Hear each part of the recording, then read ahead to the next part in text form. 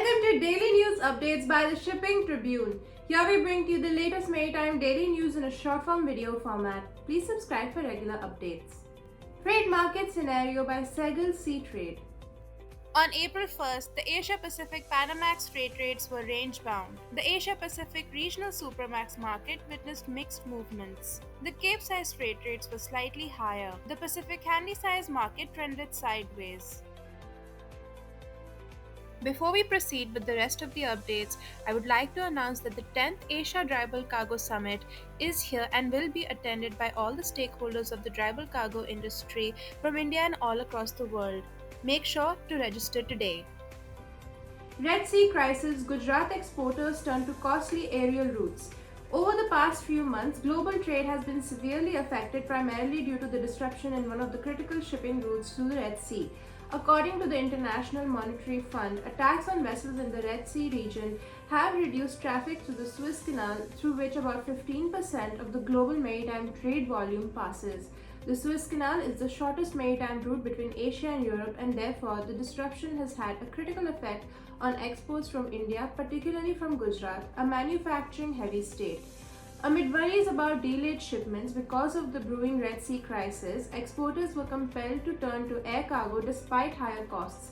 The crisis had a greater impact on exports of food products, textile, pharmaceuticals, and engineering goods. Adani Ports handles 420 million metric tons cargo globally in FY24, crosses full-year guidance. Adani Ports and Special Economic Zone Limited reported its highest ever monthly cargo volume of 38 million metric tons in March, it said in an exchange filing.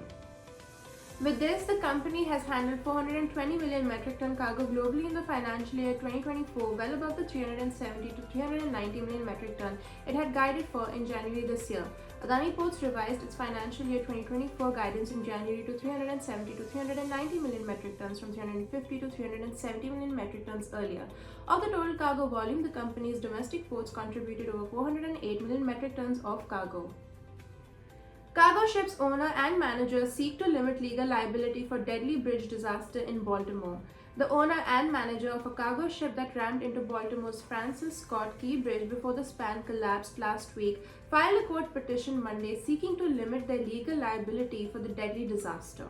The company's limitation of liability petition is a routine but important procedure for cases litigated under U.S. maritime law. A federal court in Maryland ultimately decides who is responsible and how much they owe for what could become one of the costliest catastrophes of its kind.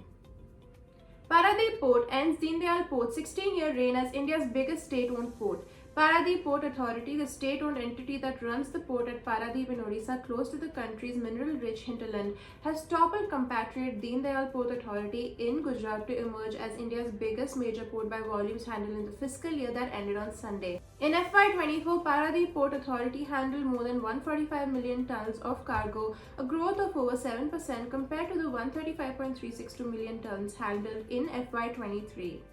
Thank you for watching the video. Please hit the like button if you liked the video, leave a comment down below and subscribe to the Shipping Tribune YouTube channel if you haven't already.